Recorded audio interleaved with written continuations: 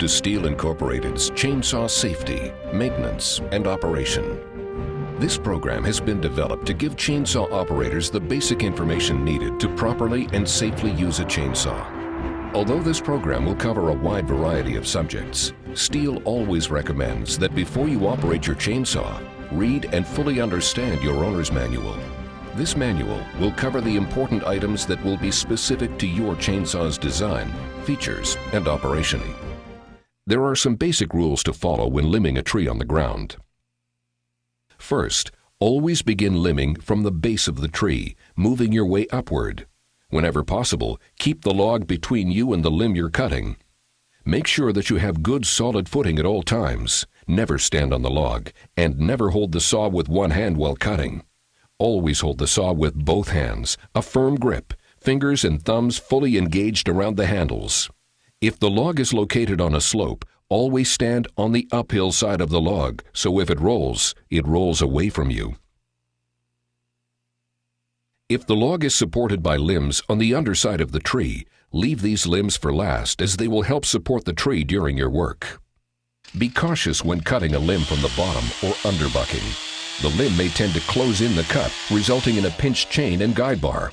If this happens, turn off the saw and remove the saw from the cut.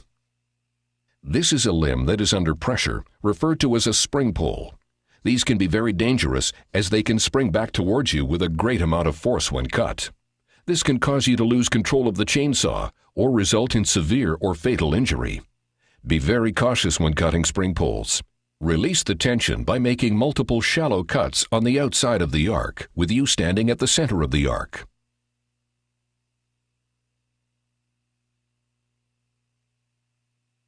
Now that the limbs have been removed and the area around the log is cleared, you can begin bucking the log into the desired lengths.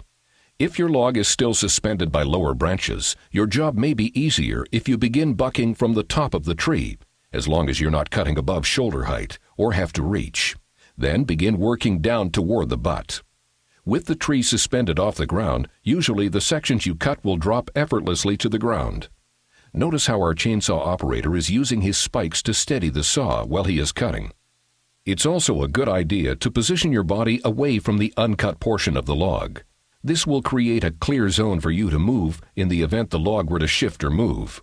You can work like this up to the point where the tree is suspended by a lower limb. At this point, you'll need to cut the lower limb and let the tree settle to the ground.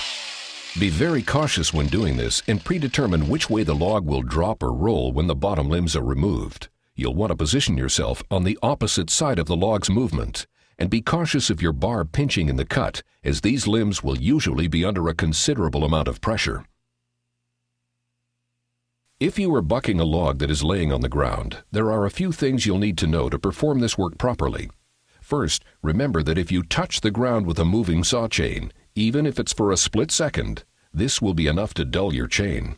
Since the wood is laying on the ground, you will need to be cautious of this. Here, you see our operator making a series of cuts in the log, not quite cutting completely through in order not to hit the ground with his chain.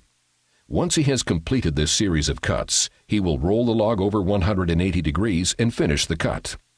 This technique is a good one to use when the log is laying flat on even ground. But oftentimes, the ground the log is laying on is not flat and requires a variety of cuts to properly buck the log. This log is suspended with the weight focused in the middle of the log where you want to make your cut. As you cut this log, the log will begin to drop in the middle and your cut will begin to close up. If you don't immediately remove your bar from the cut, it will be pinched. To avoid this, first make a relief cut on the top side of the log. Then begin an underbucking cut from the bottom in such a manner that the two cuts will intersect. Done properly, you will be able to buck the log without pinching your guide bar.